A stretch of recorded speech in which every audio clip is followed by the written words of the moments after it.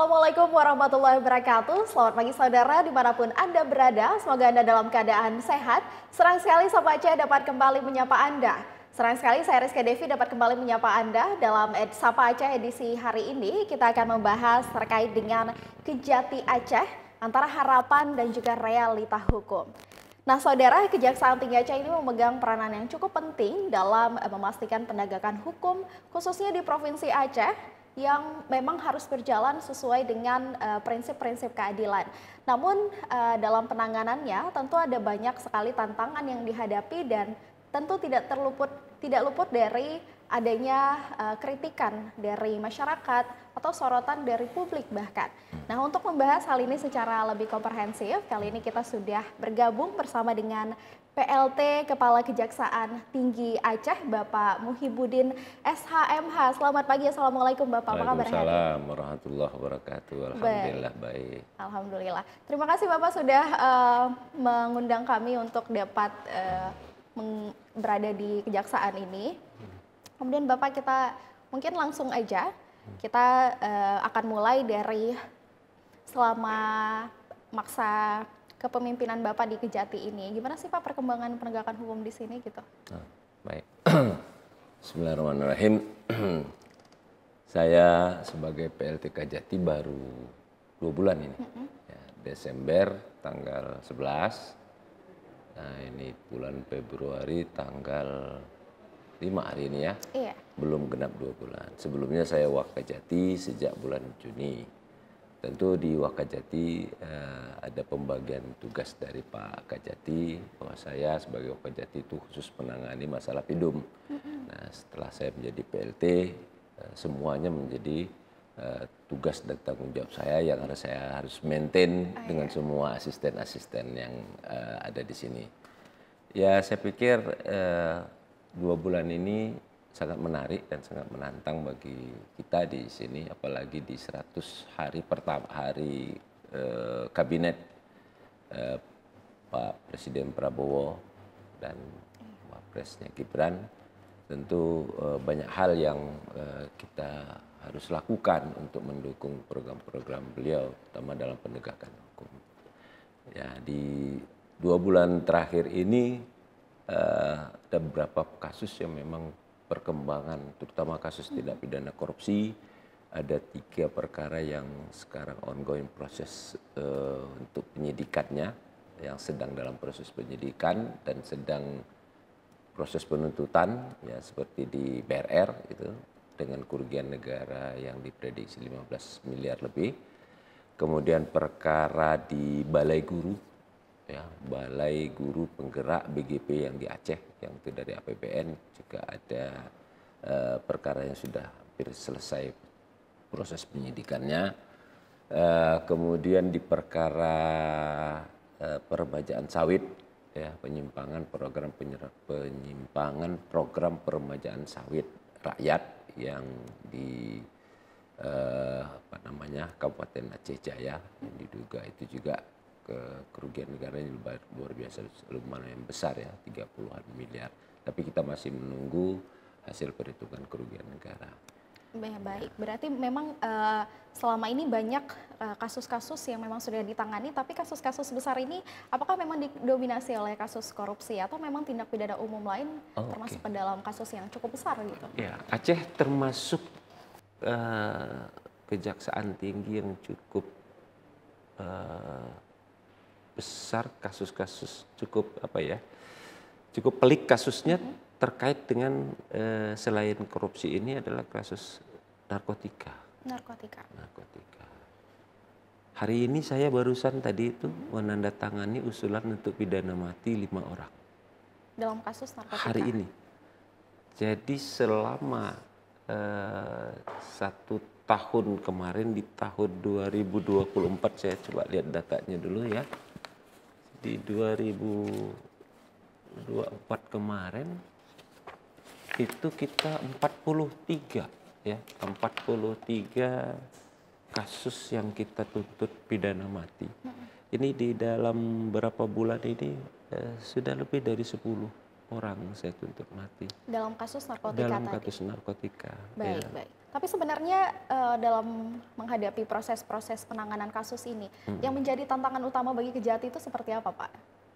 Ya, kalau di kasus korupsi tentu dengan adanya proses hukum di daerah yang dilimpahkan ke ibu kota provinsi, tentu di sini kita pastinya kalau penanganan kasus di daerah misalnya dari Simelu, dari Subulu Salam, dari Singkil, jaksa di sana kan terbatas. Iya. Ya, pitsusnya terbatas. Ketika dia sidang harus ke Banda Aceh, teman-teman itu menghadapi kendala mungkin bukan kendala ya, tapi tantangannya mereka itu perjalanannya begitu jauh dengan rintangan, dengan resiko-resiko di jalan, termasuk ya dari segi pembiayaan juga menjadi besar ya.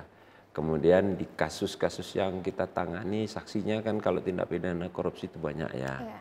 Kemudian kita perlu juga memfikkan, memastikan kerugian negaranya dengan menggunakan ahli. Dan ini tidak hal yang mudah karena kerugian negara itu tidak boleh lagi asumsi, tidak boleh lagi kemungkinan atau potensial, tapi harus sudah pasti jumlahnya sesuai dengan putusan Mahkamah Konstitusi. Kemudian memang penanganan seperti kasus korupsi tidak sama dengan kasus-kasus di pidana umum yang biasa ya. Tindak pidana yang serius crime itu seperti korupsi, seperti narkotika, terorisme, kemudian ada juga TPPO dan TPPU-nya dan berbagai tindak pidana lainnya itu tentu membutuhkan effort yang besar ya. Effort yang besar dengan sumber daya yang betul-betul handal ya.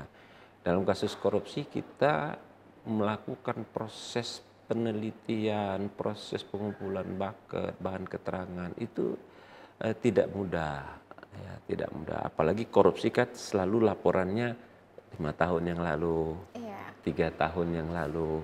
Kalau kita panggil saksi, misalnya kita minta dijelaskan perkara 5 tahun yang lalu, kita akan harus pastikan betul-betul dia ini menerangkan yang benar dan tidak lain adalah yang sebenarnya kan. Nah, sementara daya ingat manusia juga kan mungkin minggu yang lalu pun kita belum tentu bisa menceritakan secara detail. Nah, yang kedua bukti-bukti pendukungnya, misalnya dokumennya, kemudian bukti-bukti lainnya gitu ya, selain saksi, bukti dokumen, kemudian ahlinya juga, surat-surat dan sebagainya itu memang harus satu persatu kita lakukan penelitiannya, pengumpulan informasinya. Tapi tidak hanya itu, yang kita dalam penanganan kasus korupsi itu kan tidak hanya sekedar menghukum orang. Iya. Ya, kita perlu berusaha untuk mengembalikan kerugian keuangan negaranya. Nah, proses pencarian aset dari orang-orang yang diduga telah menerima hasil korupsi ini juga butuh waktu, butuh effort. Boleh jadi hartanya tidak ada di sini, hartanya di daerah lain, atau bahkan hartanya di luar negeri. Nah, kita membangun jaringan komunikasi dan meminta bantuan kepada pihak lain. Nah, kalau di dalam negeri bisa kita dengan pemulihan aset ya di Kejagung, yang sebentar lagi juga di Kejaksaan Tinggi Aceh akan ada asisten pemulihan aset ya. Dan sudah ada peraturan presidennya, sudah ada peraturan kejaksaannya, dan insya Allah nanti akan ada di tahun ini. Nah, kemudian kalau dia berada di luar negeri, tentu kita harus melakukan upaya MLA misalnya, mutual legal assistance, dan itu juga mekanismenya kan panjang gitu. Sementara kita kalau sudah menangani kasus korupsi, orang ditahan, penahanan itu membatasi geraknya penyidikan. Nah, kadang-kadang kan masyarakat keinginannya, kenapa tidak ditahan? Nah, memang pembuktian itu ada minimal alat bukti yang bisa kita bawa ke persidangan. Kalau hanya membuktikan fakta perbuatan. Tapi kita harus ingat bahwa di tindak pidana korupsi itu ada ketentuan pasal 18 untuk menetapkan uang pengganti nantinya, menuntut uang pengganti. Nah, kalau kita hanya memenjarakan orang tidak mencari asetnya, maka orang hanya dipenjara, tetapi hasil korupsinya tidak bisa memulihkan Baik. kerugiannya. Berarti memang yang menjadi tantangan ini mulai dari transportasi tadi, kemudian di tahap penyelidikan, kemudian penyidikan, dan juga sampai kepada pemulihan aset atau aset recovery ini tentu menjadi tantangan utama di Kejati. Tapi nanti kita akan berbicara terkait dengan kasus korupsi ini sebenarnya cukup mendominasi begitu, yang mungkin melibatkan pejabat di tingkat daerah atau provinsi. Tapi kita tahan dulu Bapak, kita akan membahas hal ini di segmen berikutnya. Saudara, kita akan membahas terkait dengan bagaimana kasus korupsi di Aceh yang memang melibatkan pejabat tinggi provinsi maupun di daerah. Sesaat lagi tetap bersama kami di Sapa Aceh.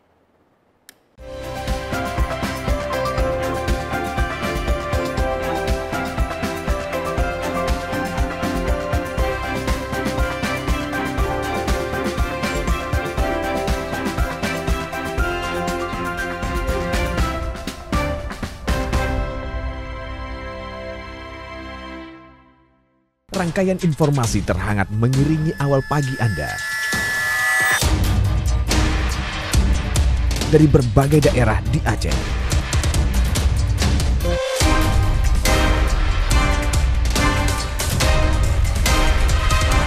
Kompas Aceh hadir setiap Senin hingga Jumat pukul 6.30 waktu Indonesia Barat.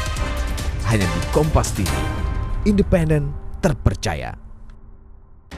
Sapa Aceh hadir untuk menyapa Anda, menyajikan rangkaian informasi menarik dari Aceh. Menampilkan isu terkini, dihadiri narasumber terpercaya, akan kami bahas tuntas dalam program Sapa Aceh. Saksikan kami dalam program Sapa Aceh setiap hari Senin dan Kamis di Kompas TV Aceh, independen, terpercaya.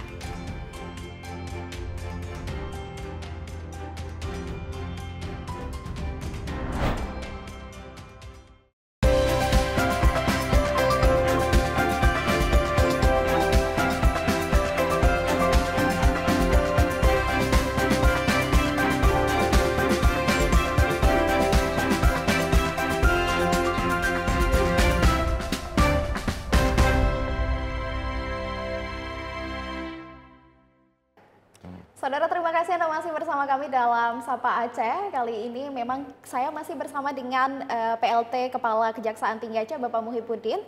Dan tadi sempat kita singgung mengenai dengan kasus korupsi yang terjadi di Aceh yang melibatkan pejabat tinggi daerah maupun provinsi. Nah, dari data yang kami peroleh Pak, dari LSM Anti Korupsi Masyarakat Transparansi Aceh atau MATA, memang di tahun 2024 ini perkara korupsi itu memang didominasi oleh penyalahgunaan anggaran. Nah, sebenarnya bagaimana Kejati ini menangani dugaan adanya penyalahgunaan anggaran ini Pak? Oke. Hampir di semua daerah itu penyalahgunaan APBD terjadi. Bukan hanya di Aceh.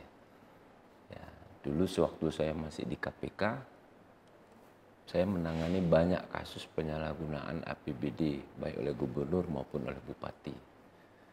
Dan menelisik kasus korupsi penyalahgunaan anggaran itu waktunya lama. Ya, pertama karena mengumpulkan bukti terkait dengan perkara yang sudah 2-3 tahun yang lalu tadi yang saya sudah sampaikan. Dulu waktu saya menangani kasus korupsi wali kota Medan itu berkasnya 1 meter 20 cm. Berkasnya ya. Berkas perkaranya. Nah, saksinya lebih dari 104 orang. Karena harus menjelaskan detail tuh. Mata anggarannya, ya, kemudian tahun anggarannya, siapa-siapa yang terlibat. Ya. Kenapa terjadi itu? Jadi memang harus pelan-pelan, kita seperti menguraikan benang yang sudah kusut, jangan sampai benang itu putus. Atau kalau kita mau ngambil rambut di dalam tepung, nah jangan sampai tepungnya tertumpah. Kalau tumpah tepungnya, rambutnya kan nggak dapat ya. Nah jadi menangani kasus APBD atau APBA di sini, APBK di sini tidak mudah dan harus hati-hati. Menegakkan hukum itu bukan menang kalah. Bagi saya, penyidik menegakkan hukum itu harus mencari benar salahnya. bisa memisahkan hak antara al-haq dan al-batil. Bukan untuk menang atau kalah. Menang tetapi menzalimi orang itu dosa. Karena di akhirat nanti yang menyidik akan juga dimintai pertanggungjawabannya. Disidik juga nanti sama malaikat kan. Lama juga itu penyidikannya itu. Nah, jadi persoalannya adalah bukan menang kalah tapi benar salah. Yang mana benar kita dudukkan pada porsinya, yang salah kita dudukkan pada porsinya. Yang kedua, korupsi itu tidak pernah sendiri. Korupsi itu cenderung dia dilakukan jemaah. Dan dia sistematis, terstruktur. Ya. Jadi akan lebih sulit gitu mengorek kembali. Iya, sulit tapi harus kita lakukan. Iya. Okay. Kesulitan itu tentu akan bisa dibuka atau kotak Pandora yang bisa terbuka kalau penyidik-penyidiknya fokus, memang mereka sudah memiliki certified ya untuk itu, kecakapannya ada dan sudah berulang-ulang. Tapi memang harus butuh kesabaran. Iya. Ya, memeriksa seseorang butuh kesabaran, butuh pintu masuknya. Nah, di sini kecerdasan penyidik dibutuhkan. Nah, tidak bisa didorong-dorong. Kita melakukan penyidikan tidak boleh karena ada kepentingan di pihak luar. Harus ini, harus pejabat ini, harus si Polan harus ditangkap. Tidak boleh. Kita harus membuktikan dengan fakta. Ya. Ibaratnya kalau di dalam kaidahnya itu, nahnu nahkumu bizzawahir, wallah yahkumu bissarair. Nah, itu kaidah usulnya karena kita ini syariat Islam kan di sini. Iya. Nah, saya pakai kaidah itu. Kita itu hanya bisa menghukum yang nampak. Yang bisa menghukum tidak dari hati kita itu hanya Allah saja. Iya. Nah, itu satu. Yang kedua, tidak semua saksi itu bisa kooperatif. Iya. Okay. Gitu. Nah, bagaimana penyidik itu membangun konstruksi perkara, terus memahami anatomi perkara seperti dokter. Nah, ini contohnya mudah dokter. Kalau Mbak siapa tadi? Mbak Rizka. Ada keluhan, lalu dokter bilang, ya udah operasi. Bisa nggak dipertanggungjawabkan itu? Iya. Dokternya langsung bilang, ya sudah operasi. Wah, berarti kan dia memvonis itu pasti ada penyakit yang harus dioperasi. Iya.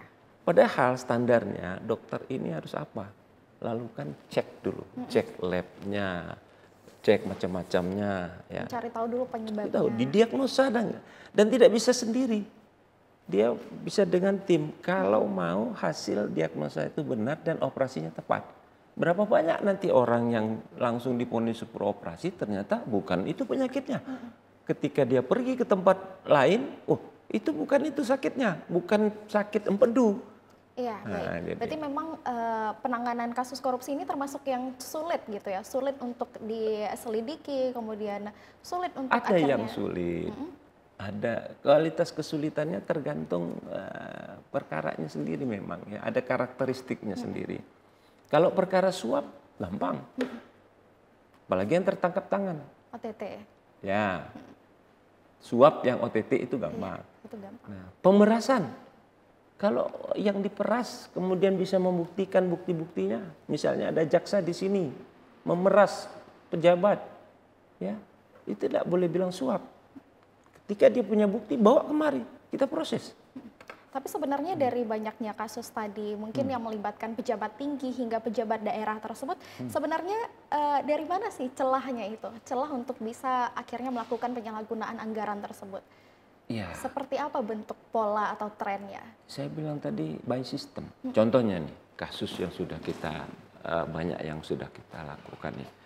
Dari mulai penganggarannya, kalau di dalam penganggarannya niat di awalnya sudah ada dalam pikirannya, anggaran itu bukan untuk kepentingan rakyat, itu kan pasti akan ya.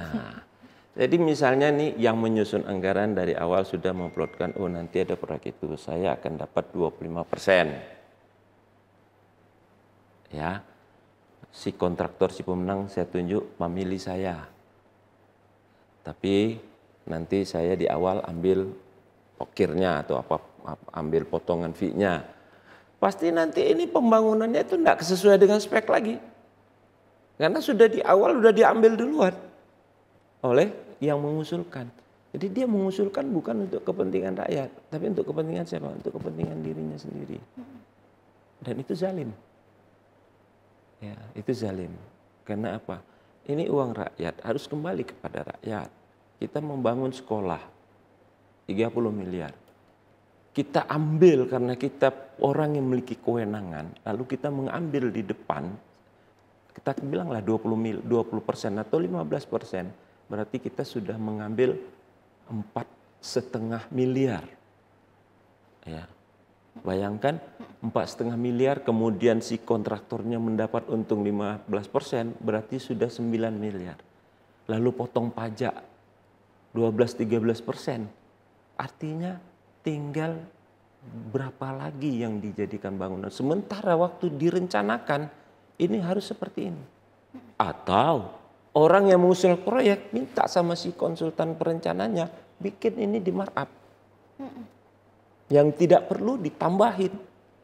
Nah, ada fiktifnya gitu ya. Nah, beberapa memang di beberapa kasus yang sudah saya tangani dulu selalu kalau namanya APBD itu kalau tidak fiktif markup. Ya. Atau jual bendera nanti si kontraktornya disubkonkan. Dia tidak punya kantor, tidak punya siapa-siapa. Dia menang karena kedekatan dengan pejabat ULP-nya misalnya.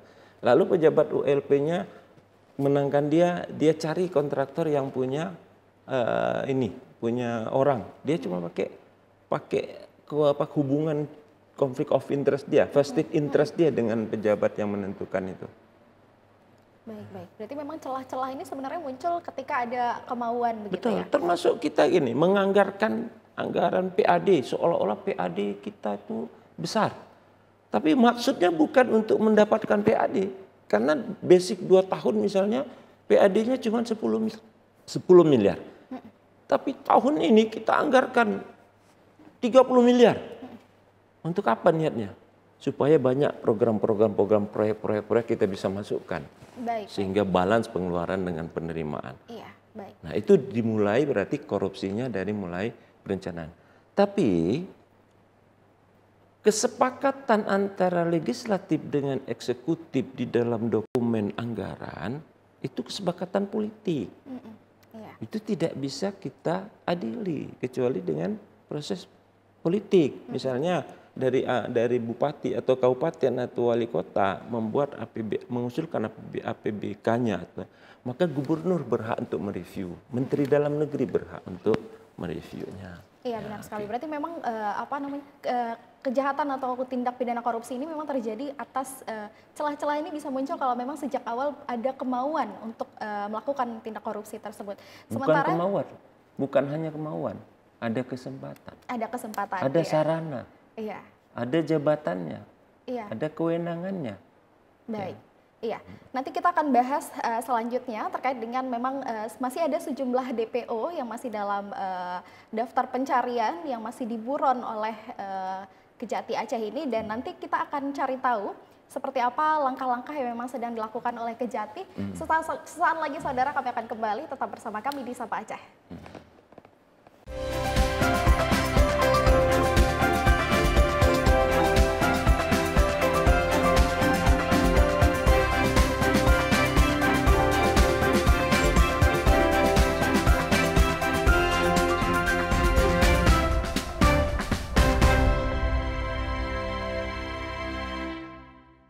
Rangkaian informasi terhangat mengiringi awal pagi Anda. Dari berbagai daerah di Aceh.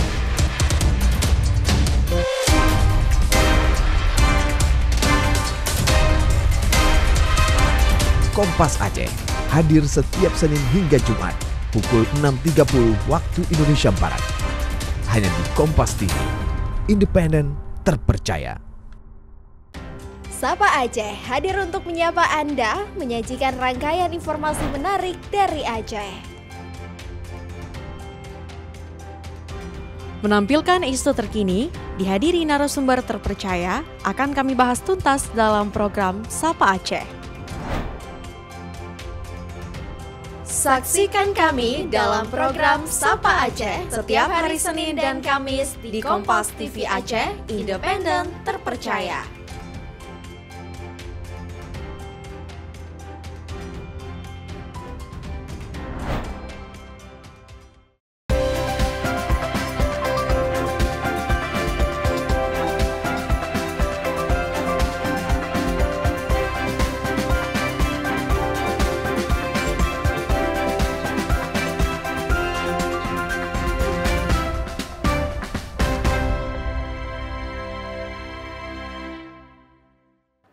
Saudara, terima kasih Anda masih bersama kami dalam Sapa Aceh.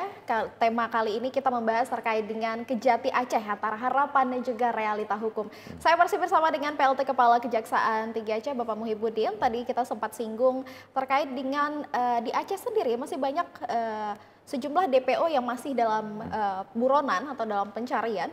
Tapi sebenarnya langkah seperti apa yang memang dilakukan oleh Kejati untuk menuntaskan kasus-kasus seperti ini?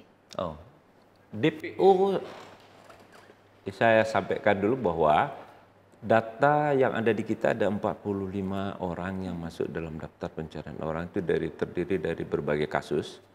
Umumnya itu kasus narkotika yang di PN-nya dulu itu diputus bebas sehingga dia demi hukum harus dikeluarkan pada tahap pengadilan pertama. Kemudian kasus korupsi juga yang biasanya di PN itu putus bebas. Kemudian di kasus pembunuhan ada satu, ada dua itu, ya. Lalu karena dia diputus bebas di tingkat PN, maka penetapan dalam putusan itu ditetapkan agar jaksa mengeluarkan dari tahanan. Nah, proses upaya hukum banding dan kasasi itu membutuhkan waktu, bisa sampai 1 tahun, bisa kurang dari 1 tahun. Nah, ketika putusan kasasinya itu ternyata kemudian menjatuhkan putusan pidana dan merintahkannya untuk dimasukkan dalam penjara. Nah, di sini mulai effort kita untuk mencarinya lagi. Sementara orang yang tadi DPO itu sudah entah di mana-mana. Nah, ada yang sudah keluar negeri, ada yang ikut macam-macam, ya. Ada yang ikut macam-macam lah kegiatan di luar, ada yang cari kerja di luar Indonesia, ada di luar Aceh. Maka kita harus menelisik itu langkah-langkah itu, termasuk kita alamat dia di mana yang di sini, kemudian keluarganya, nomor handphonenya, nicknya. Nah, ini kita menggunakan semua sarana, semua jaringan. Nah, tahun ini kita dapat mengamankan DPO, kalau tidak salah saya ada 9 ya, 9 orang ya, ada 9 orang kita dapat tahun ini dengan keterbatasan personal di Kejaksaan Tinggi Aceh. Ya. Dan alhamdulillah, jadi kerjanya siang malam karena kita harus lakukan pengintaian itu. Dan kita berharap semua teman-teman ini bisa terus bekerja, dan bagi para DPO yang sudah ditetapkan di dalam daftar pencarian orang, sebaiknya memang sukarela datang. Iya. Ya, berarti memang masih ada total tadi 43 buronan yang masih dalam daftar DPO, masih. Dan di tahun ini sudah ada 9 yang sudah tahun 2024 kita berhasil mengamankan 9 DPO. orang. Dan ini Pak Asintel insya Allah nanti 15 orang di tahun ini dia akan mencari, insya Allah ya, dengan pertolongan Allah. Baik, tapi sebenarnya dari kasus-kasus yang memang sudah ditangani oleh Kejati ini sampai pada akhirnya kita menemui titik terakhir atau penetapan putusan, yakni nanti ada vonis yang dijatuhkan, tapi seringkali ada asumsi yang mengatakan bahwa vonis ini terlalu ringan. Sebenarnya terutama untuk kasus-kasus korupsi, sebenarnya pandangan dari Kejati ini mengenai hal ini, apakah memang ada upaya untuk memperjuangkan vonis yang bisa dibilang sedikit lebih adil? Ya, ada berat ringan hukuman itu sangat tergantung dari fakta-fakta hukum yang ada. Kita memandangnya dari mana nih? Ini saya kasih ilustrasi. Ya, walaupun ini tidak apple to apple ya membandingkan dengan korupsi. Orang mencuri ayam, tetapi ayam ini milik satu keluarga yang bapaknya itu tidak punya penghasilan tetap. 3 bulan yang lalu dia beli anak ayam. Dia bilang sama anak semata wayangnya, nak, jaga baik-baik ayam ini. Nanti kalau udah besar bulan puasa mau lebaran kita potong. Kamu mau yang mana? Oh, aku 2 pahanya itu Pak, katanya. Nah, dia sudah tiap hari dia jaga. Dia bayangkanlah malam hari raya makan opor ayam itu pahanya 2 dia pegang. Lalu sehari sebelum itu datang orang mencuri ayam itu. Gitu? Mencuri ayam itu. Sehingga penderitaan secara psikologis anak, orang tuanya, si anaknya menangis karena bayangan 4 bulan yang lalu tidak terwujud gara-gara dicuri orang. Bapaknya stres karena dia nggak punya penghasilan lagi, misalnya nih ya. Nah, lalu kita mau menghukum seseorang yang mencuri ayam itu berapa tahun? Iya. Berapa tahun kira-kira? Karena kerugian itu memang langsung dia rasakan. Nah, tapi ini tidak dijadikan patokan bahwa oh kalau gitu korupsi orang nggak merasa rugi. Nah sekarang ketika terjadi kerugian negara atau kerugian di daerah, Mbak Rizka merasa rugi nggak? Kerugiannya itu memang tidak berdampak langsung terhadap kita, gitu kan? Tidak ada dampak nyata yang langsung rugi. Kita tidak merasakan dampak tersebut. Dampaknya langsung sebenarnya, tapi kita tidak merasa. Tidak menyadari. Nah, kita tidak menyadari. Kalau dia bangun jalan di korupsi, nanti 2 bulan sudah berlobang lagi, kan keluar lagi. Membiayai jalan itu kan dari pajak, gitu, dari hutang. Harusnya kan bisa untuk lebih bermanfaat lagi. Tapi ketika tidak sesuai dengan manfaatnya, tidak ada outcome-nya tidak benar, output-nya nggak benar, yang rugi siapa? Kita. Harusnya kita bisa bangun tempat lain, tapi uang itu hanya terfokus untuk itu saja. Dan ada yang senang itu, jalannya tiap tahun itu rehab jalan. Iya, baik. Berarti memang sebenarnya kalau kita beralih kembali tadi. Nah ini tadi kan ditanya mengenai vonis berat ringannya ya.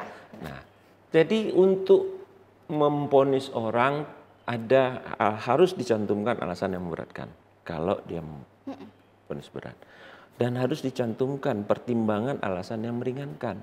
Itu ketentuannya di dalam tuntutan dan putusan. Tidak dicantumkan itu bisa batal putusannya. Ya kan? Nah, kita harus objektif juga.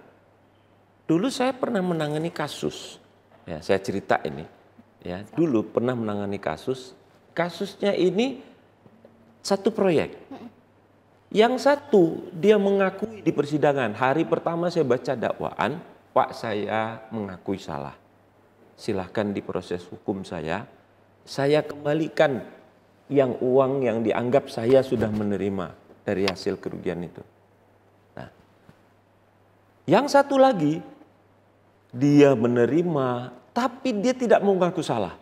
Dia bersikuku, dia nggak salah. Karena dia merasa lebih tinggi jabatan, saya tidak salah. Saya tidak pernah lakukan. Jadi matahari terbit di timur, masih dia bilang tidak di timur, di selatan katanya. Nah terhadap 2 ini, jaksa memperlakukannya pasti berbeda. Dia pasti akan menghukum yang tadi, yang dari awal sudah mengaku, pasti akan mempertimbangkan hal yang meringankan. Dan yang ini pasti mempertimbangkan yang memberatkan. Bahkan Tuhan pun di dalam Al-Quran bilang apa? Wasari'u ila maghfiratin min rabbikum. Bersegera minta ampun. Wa tubu ilallahi taubatan nasuha. Ya kan? Kalau kita sudah salah, kullu bani adam khata'un wa khairul khata'ina at-tawwabun. Setiap bani Adam itu salah, tapi sebaik-baik bani Adam yang salah adalah tobat. Nah, inti dari penegakan hukum dalam syariat Islam itu apa? Kesadaran untuk mengakui salah dan bertobat. Kalau kita mengaku salah bertobat, tidak diketahui aparat hukum, tapi kita menangis kepada Allah minta ampun, itu lebih baik. Baik. Tapi sebelumnya kalau misalnya kita bicara soal penerapan hukuman mati mungkin, kalau sempat kita singgung, Bapak mungkin pernah, kalau kita lihat pernah menjabat sebagai di KPK selama 10 atau 20 tahun mungkin. Bisa diceritakan mungkin strategi yang memang ada di KPK akhirnya diterapkan di Kejati Aceh ini, Pak? Hukuman mati belum pernah diterapkan di KPK. Ya. Walaupun korupsinya sampai mungkin ada yang ratusan miliar gitu. Nah, dari hukuman mati ini itu hanya satu pasal tuh, di pasal 2 ayat 2 dalam keadaan darurat misalnya, dalam keadaan tertentu ya, dalam keadaan bencana. Nah, yang maksud saya tadi hukuman mati itu tadi adalah di kasus-kasus narkoba, di kasus pembunuhan. Nah, background saya sebelum ini memang saya pernah melaksanakan tugas sebagai atasan hukum di Arab Saudi selama 4 tahun. Memang setelah saya balik ke Indonesia, saya ditugaskan di Aspidum sebelumnya, tahun 2019, 2018, tahun 3 bulan itu di Aceh. Jadi anomali, karena di Arab Saudi dan Timur Tengah termasuk UEA, saya ditugaskan oleh negara melalui Jaksa Agung untuk memberikan advokasi kepada WNI kita yang diancam hukuman mati. Nah, jadi selama saya di sana ada 4 kasus yang dieksekusi mati. Tapi perkaranya sudah 20 tahun sebelumnya yang sudah ingkrah. Tapi alhamdulillah pertolongan Allah dan bersama-sama dengan teman-teman di Kementerian Luar Negeri, kita bersama berbaku, ada 12 orang kita bawa pulang selama 2014 sampai 2018. Nah, jadi anomali, di sana saya menyelamatkan satu WNI dengan begitu besar effortnya, begitu besar uang negara. Sampai di sini tahun 2018 itu saya menandatangani usulan untuk hukuman mati itu ada 57 kasus. Nah, setelah saya jadi Wakajati di sini, di tahun 2024 dari bulan 6 itu saya mungkin ada 42 kasus. Nah, tahun 2025 sampai Februari ini, barusan hari ini ada 5 kasus narkotika yang harus saya tanda tangani hukuman matinya. Jadi begitu. Memang tidak bisa kita, karena dulu saya di sana ibaratnya saya itu sebagai lawyer, sebagai konsultan hukumnya WNI kita. Di sini saya karena undang-undang harus menuntut orang. Di sana karena undang-undang saya harus membela WNI kita. Karena kewajiban konstitusi di pembukaan Undang-Undang Dasar 45. Negara harus hadir melindungi segenap bangsa Indonesia ya, dan seluruh tumpah darah Indonesia. Iya, berarti bisa dibilang anomali karena di luar kita melindungi, tapi di sini kita terpaksa untuk mengadili karena hukuman yang memang berlaku di negara kita. Tapi melindungi di sana bukan berarti kalau orang udah jelas membunuh, lalu kita bilang tidak membunuh, tidak. Kita mendampingi, memberikan pencerahan kepada dia tentang hak-hak dia sejak di proses hukum, pada saat proses penyidikan sampai di dalam tahap dia mau dieksekusi. Baik, Bapak singkat saja mungkin closing statement sebelum kita menutup talk show kita pada pagi hari ini. Singkat saja dari Kejati mungkin. Kejati Aceh itu sebagai salah satu bagian dari penegakan hukum di Aceh yang memiliki peranan yang penting. Kepastian hukum di Aceh harus diwujudkan. Tapi yang utama apabila dihadapkan antara kepastian hukum dengan keadilan, kita sebagai penegak hukum mesti memilih keadilan hukum yang humanis. Pak Jaksa Agung selalu sampaikan itu. Yang kedua, tidak mungkin kita orang Aceh ini, pemerintah Aceh ini bisa maju. Ya. Kalau penegakan hukum tidak didukung, kalau penegak hukumnya tidak berdiri tegak lurus dengan keadilan. Ya. Kalau kita mau menegakkan hukum dengan adil dan pasti, ya, jadi tidak mengambang, tidak pilih-pilih, tebang pilih atau pilih tebang. Insya Allah ada kepercayaan dari luar untuk berinvestasi di sini. Dan jadilah Aceh ini menjadi baldatun thayyibatun wa rabbun ghafur. Tapi semua harus konsisten, semua harus komitmen. Jangan lagi main-main dengan anggaran yang diperuntukkan untuk pelayanan kepada rakyat. Semua kita. Ya, legislatifnya, yudikatifnya, ayo fokus bangun Aceh ini. Jangan terbuang-buang percuma dan mubazir hanya untuk mengenyangkan sekelintir orang. Baik. Sepertinya itu pas untuk menjadi penutup dan bahwa kita membuktikan bahwa tidak ada pihak yang memang kebal hukum dan kita berharap mungkin penegakan hukum di Aceh ini semakin ke depannya akan semakin jauh lebih baik. Doakan. Bapak terima kasih sudah bergabung bersama kami di Sama-sama. Sapa Aceh. Terima kasih sudah meluangkan waktunya. Saudara, demikian talk show kita pada pagi hari ini. Jangan lupa menyaksikan Sapa Aceh pada setiap hari Senin dan juga Kamis pada pukul 6.30 pada pukul 6 waktu Indonesia Barat di Kompas TV Aceh. Saya Rizka Devi pamit undur diri, sampai jumpa. Assalamualaikum warahmatullahi wabarakatuh.